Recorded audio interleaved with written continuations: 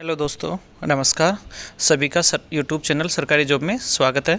दोस्तों, राजस्थान के अंदर नर्सिंग ऑफिसर वैकेंसी थी, उसका यानी कि फाइनल तो कट ऑफ नहीं है दोस्तों, लेकिन ये जो शॉर्ट लिस्ट की गई है उसके अंदर 1.5 गुना पास किया गया है। तो इसके अंदर किस किस का क्वालिफिकेशंस हुआ है और क्या क्या है, तो इसके ऊपर हम पूरी चर्चा में बात करेंगे। इसलिए हम इसके ऊपर थोड़ा डिटेल में बात करेंगे, किसका सिलेक्शन होना है, कितनी परसेंटेज रहने वाली है और कितना कट ऑफ जाने वाला है किसका वेस्ट कैटेगरी वाइज। ठीक है दोस्तों, तो जो अभी वैकेंसी थी 2022 और 23 की, तो उसी के ऊपर हम ये चर्चा में करेंगे। लगभग जो वैकेंसी आई थी वो 8,000 के आसपास वैकेंसी थी, तो उसके ऊपर हम इसने 1.5 गुना पास किया है। लगभग 14,000 कुछ लगभग 14-15,000 के आसपास वैकेंसी के अंदर इन्हें 1.5 गुना करके और ये शॉर्ट लिस्ट किया गया डीवी के लिए, डॉक्यूमेंट्स वेरिफिकेशंस के लिए। तो जो डॉक्यूमेंट्स वेरिफिकेशंस रहने वाले हैं दोस्तों, वो रहने वाला है इसका 2 तारीख से, 2 सितंबर से और 11 सितंबर तक, लगभग 9 दिन का ये पीरियड रहने वाला है। और 9 दिन के अंदर कौन कौन से को किस किस को डॉक्यूमेंट्स वेरिफिकेशन करवाना है उसका डेट वाइज इसने अलग अलग एक सूची तैयार की है, और इस सूची के अंदर हम पूरी बात करेंगे। जैसे 2 तारीख को इसको जो डॉक्यूमेंट्स वेरिफिकेशन करवाना है वो कितने कैंडिडेट को करवाना है, और इसके तो हम उसके ऊपर बात कर लेंगे। और आगे डेट अलग और भी रहने वाली है, तो उसके भी इसके अंदर डॉक्यूमेंट्स वेरिफिकेशन अलग डेट पे करवाना है। तो ये स्टेप टू स्टेप इन्होंने यानी कि अलग अलग कैंडिडेट को अलग अलग डेट पे बुलाया है। जैसे कि यहाँ पे 523 बंदों को, 523 लड़कों को इसने डॉक्यूमेंट्स वेरिफिकेशंस के लिए बुलाया है सुबह मॉर्निंग के अंदर। ठीक है, और ये जो अलग डेट है ये इसकी अलग डेट है, तो इसको जो इवनिंग शिफ्ट के अंदर बुलाया है तो इसका डॉक्यूमेंट्स वेरिफिकेशंस अलग होगा। तो इसको कितने कैंडिडेट है तो इसके ऊपर भी हम देख लेते हैं। तो यहाँ पे आगे इसको स्क्रॉल करते हैं, ये वीडियो है इसका लंबा है, तो ये अलग 3 शिफ्टों के अंदर इसको बुलाया गया है। यहाँ पे ये 1046 हो गए। तो ऐसे करके 3 शिफ्ट के अंदर रोज़ कैंडिडेट, लगभग 1500 कैंडिडेट का ये डॉक्यूमेंट्स वेरिफिकेशंस करवाने वाला है।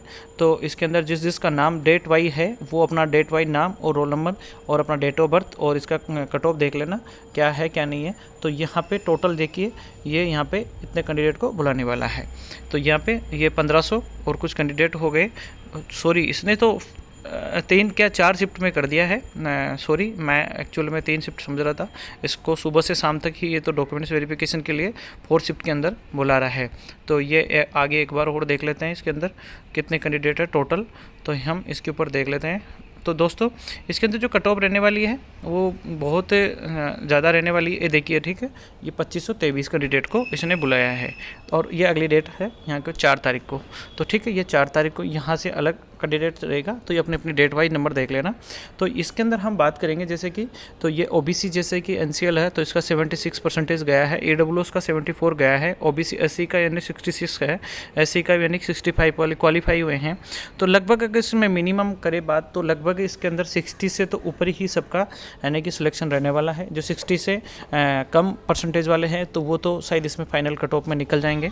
बाकी इसमें क्या हुआ है कि एक्चुअली कि इसमें इसने कैटेगरी वाइज इसने अपनी एक मेरिट तैयार की है, कि जैसे कि ओबीसी की, एससी की और एसटी की जो अलग अलग कैटेगरी थी उसके अंदर इन्होंने अलग अलग, जैसे कि 5 उसका 1.5 गुना ही पास किया है। इसमें टोटल ऑल ओवर नहीं निकाली इसने कैटेगरी वाइज निकाली है दोस्तों। कि जैसे ओबीसी के अंदर 500 सीट थी तो उसका 1.5 गुना 750 इसने क्वालिफाई किया है, उसने 750 क्वालिफाई किया है। एग्जाम्पल के तौर पे मैं समझा रहा हूँ, ऐसे ही हर कैटेगरी वाइज इसने 1.5 गुना यानी कि क्वालिफाई किया है। तो अब ये जो मेरिट बनने वाली है तो ये मेरिट थोड़ी और हाई जाने वाली है, क्योंकि 1.5 गुना के अंदर काफ़ी लोग बाहर निकल जाएंगे और काफ़ी लोग इसके अंदर यानी कि जो फाइनल मेरिट लिस्ट बनेगी उसके अंदर देखिए जो लगभग 15,000 के आसपास इसने क्वालिफाई किए टोटल, जिसने दिव्यांग खिलाड़ी और सब नॉन सारे आ गए इसके अंदर। जो इसके अंदर tribal area, non tribal area सारा ही इसके अंदर आ गया है। तो जब लगभग 15,000 के अंदर से इसको 8,000 लेने हैं तो लगभग 5 से 6,000 5 से 6,000 कैंडिडेट, 6,000 लगभग कैंडिडेट बाहर आउट हो जाएंगे। तो इसके अंदर जिसके पास बोनस था ज़्यादा से ज़्यादा, जिसका ज़्यादा परसेंटेज बन रहा है उसको ज़्यादा प्रॉफिट होने वाला है। बाकी जिसके पास कम बोनस था उसको कम प्रॉफिट होने वाला है। तो इसके अंदर जो 108 में काम कर रहे थे उनके पास लगभग 30 नंबर का बोनस था, और जो सीएचए लोग थे इसके अंदर, तो सीएचए लोग उनके पास 15 ही नंबर का बोनस रह गया था। ठीक है, तो ये यहाँ पे थोड़ा सा कंपटीशन जो आगे निकलने वाले हैं वो एम्बुलेंस वाले 108 वाले निकलने वाले हैं जहाँ तक, और जो एनएचएम के अंदर काम कर रहे थे पहले ही हॉस्पिटल के अंदर, उनको कई को तो लगभग 3 से 5 साल के बीच हो गया था, तो किसी के पास 30 से 40-50 नंबर तक भी है। तो इसके अंदर जो कट ऑफ देख रहे हो वो बहुत हाई रहने वाली है, बहुत हाई रहने वाली है दोस्तों। देखिए यहाँ पे देखिए एक एग्जांपल है, ये एक इसका कैंडिडेट का नाम है, ये गायत्री देवी है कोई करके। तो इसका देखिए एससी से 76% आ रहा है, इसका एससी से 76% है। अब ऐसे ही कैंडिडेट इसके अंदर कितने सारे होंगे, बहुत कैंडिडेट है दोस्तों। बाकी इसने तो क्या है ना कि अभी क्वालिफिकेशन लिस्ट निकाली है कि ये क्वालिफाई हुए हैं, तो इसने 1.5 गुना किया है। डॉक्यूमेंट्स में कौन बाहर होता है कौन नहीं होता है ये बाद में फाइनल कट ऑफ निकलेगी। तो जिसकी कट ऑफ की बात करें तो लगभग जो ओबीसी की रहने वाली है, जनरल की तो ईडब्ल्यूएस से कम रहेगी दोस्तों। बाकी अदर कैटेगरी वाइज में लगभग जो जनरल की बात करें तो जनरल के अंदर तो लगभग 75 के आसपास परसेंटेज आने वाली है दोस्तों। और जो इसके अंदर बात करें ओबीसी की, तो ओबीसी के अंदर इसके अंदर लगभग दोस्तों ओबीसी के अंदर जो परसेंटेज रहने वाली है लगभग 70 और 72 के बीच में रहने वाली है। और इसके अंदर एसटी और एससी की बात करें तो इसमें कोई ज़्यादा फर्क नहीं है। एससी और एसटी की बात करें तो एससी और एसटी के अंदर लगभग 65 से 70 के बीच में परसेंटेज रहने वाली है। और लगभग 65 तो मैंने बहुत कम नीचे बताया, लेकिन इसके अंदर और अगर आप मानना चाहते हो तो लगभग 68 मान के चलिए, आप एवरेज देते हो तो 68% SC ST की रहने वाली है।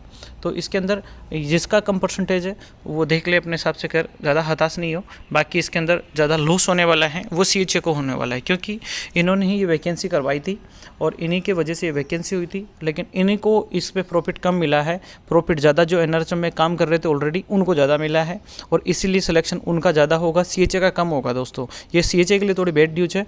अगर ये काश एग्ज़ाम करवा लिए होते, काश ये एग्ज़ाम में बैठ कर इनको 15 नंबर ऐड करवा लिए होते तो शायद ये इनको प्रॉफिट ज़्यादा हो जाता, क्योंकि वो जो 108 में काम कर रहे थे, NHM में जो काम कर रहे थे बंदे कोई भी, तो उनको इतना कंपटीशन लेवल का थोड़ा नॉलेज ज़्यादा टाइम से काम कर रहे तो शायद उन कंपटीशन में कम होंगे। और जो इस CHA थे वो अभी नए प्रेस बंदे थे, सारे लड़के नए थे, सभी कंपटीशन लेवल में थे, तो वो काश अपना एग्ज़ाम क्वालिफाई कर पाते और ये 15 नंबर उसमें ऐड करवा के अपना एक सिलेक्शन लेने का बहुत अच्छा अपॉर्चुनिटी थी। लेकिन इन्होंने ही यानी कि ये गलत काम करवा दिया, इन्होंने ही धरना प्रदर्शन करके, और यही यानी कि ये आज आने वाले टाइम में शायद इन्हीं को ये मुसीबत का सामना करना पड़ेगा। ये मैं आपको थोड़ा सा बुरा लगेगा उसके लिए मैं सॉरी, बट ये एक्चुअल में राइट बात। ये मैंने काफ़ी निष्कर्ष किया है दोस्तों से, काफ़ी बातें हुई है, तो इसी के ऊपर मैं ये चर्चा में बात कर रहा हूँ दोस्तों। इसके लिए अगर आपको किसी को बुरा लगा उसके लिए मैं तहे दिल से सॉरी मांग रहा हूँ, बट ये इसके अंदर बैड न्यूज़ है दोस्तों आपके लिए।